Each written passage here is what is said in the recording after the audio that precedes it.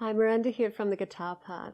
In this video, I'll introduce you to the most common types of guitars so you can get a good idea of what might be best suited to you and the styles of music that you want to play.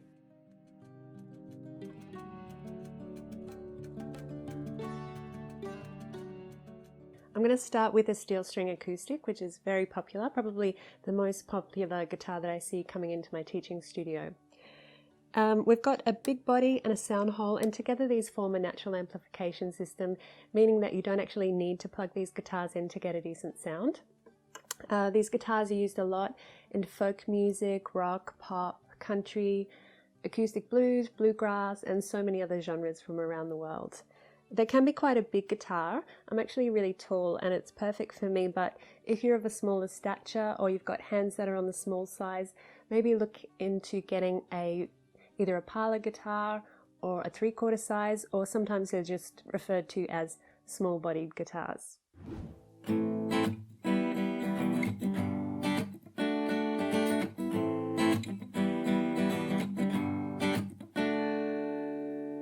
Next up is the nylon string acoustic guitar, which looks quite similar to a steel string in the fact it has a big resonating body and the sound hole, but they're easily identifiable by the 3 plastic strings down here.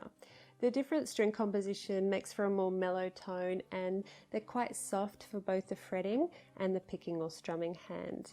You can get 3/4 sizes, half sizes, and also small bodied versions of these guitars. This one here is slightly smaller than a full-size classical. They're used a lot in Spanish flamenco and classical genres. You know, that's the main style of guitar that those genres use. So often they're referred to as classical or flamenco or Spanish guitars, but they're used a lot in folk music too, and a lot of music from South America and all around the world.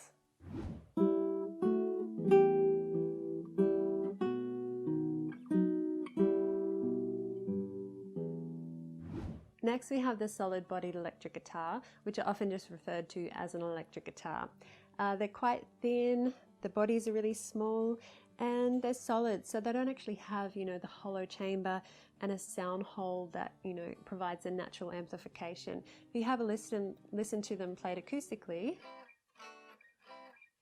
they're really, really quiet. So they rely on these things here called pickups, and pickups are just devices that sit under the strings and they pick up the sound, and then you can transmit that through a guitar lead and into an amplifier or some kind of amp simulating device. I definitely recommend that you pick up a guitar lead and an amp or some kind of amp simulating device as soon as possible after getting your electric guitar, because that will really, really help you in developing a solid electric guitar technique. Electric guitars are used a lot in rock music, they're used in jazz and blues, country, and also heavier styles like metal.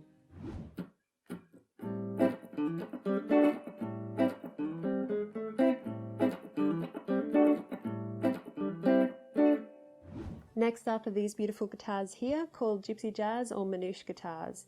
They're based on the original Selma Macaferi design that came about in France in the 1930s, and they used to play the genres described as gypsy jazz or Sinti jazz or jazz manouche or Django jazz, because Django Reinhardt was the guitarist that pioneered the style in the 1930s.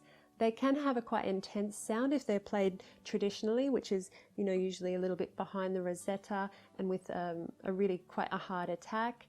And they can also have a quite mellow sound if you play them over the sound hole or closer to the bridge.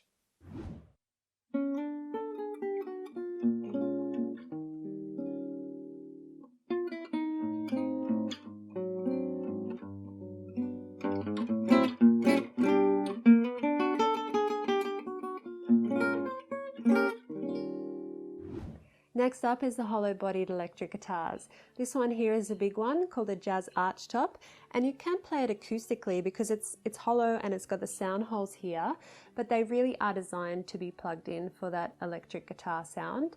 You can get thinner versions called semi-hollow bodied guitars, and they're used a lot in blues and jazz, also in rock and rockabilly.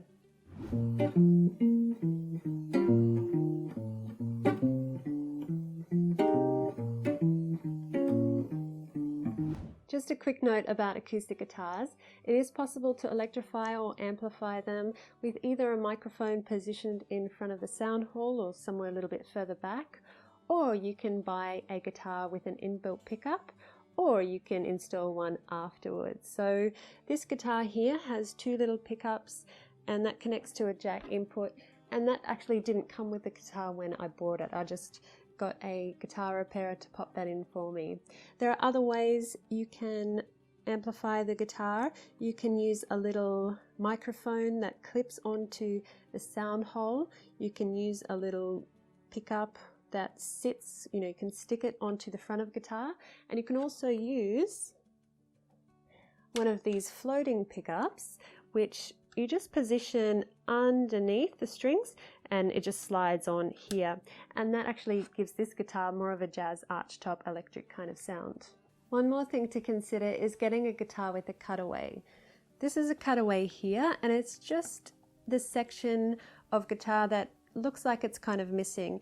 In a full-size classical, for example, the guitar would just have a body under here that just mirrors the top, so quite a symmetrical looking thing.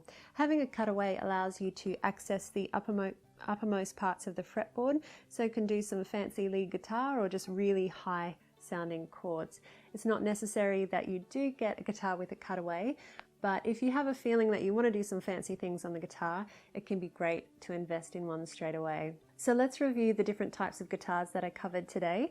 We had the steel string acoustic and the nylon string acoustic, the difference being the string composition. So the steel string guitar has steel strings, and the nylon string guitar has those three plastic looking strings. You can get smaller versions of those guitars. In the steel string, they'll be called parlor guitars, 3/4 sizes, or small bodied guitars. In the nylon string, they're usually just either called 3/4 sizes or half sizes, or small bodied guitars.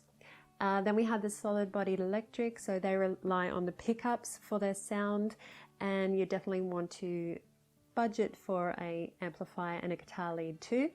Then we had the Gypsy jazz guitar, which is usually just for gypsy jazz music nowadays. And then we had the hollow bodied electric and the semi-hollow bodied electric guitars. So hopefully at this stage you have a better idea of what guitar that you might like to get. If you're still a little bit unsure, maybe have a Google of your favorite artists and musicians and find out what type of guitars they're using. Remember, there is magic in taking action, so if you're keen to get going on your guitar journey, then just Google the words buy electric guitar or buy steel string guitar and start your research journey. Head into a guitar shop if you have one locally. The staff there are often so helpful and knowledgeable, and you can learn so much in 5 minutes just chatting to them. Of course, if you have no experience playing guitar, then it can be an advantage because you can actually ask them to demo a few guitars so you can compare. You can also do a little bit of that online just by YouTubing the make and model of the guitar that you're interested in, and usually there are quite a few really helpful reviews.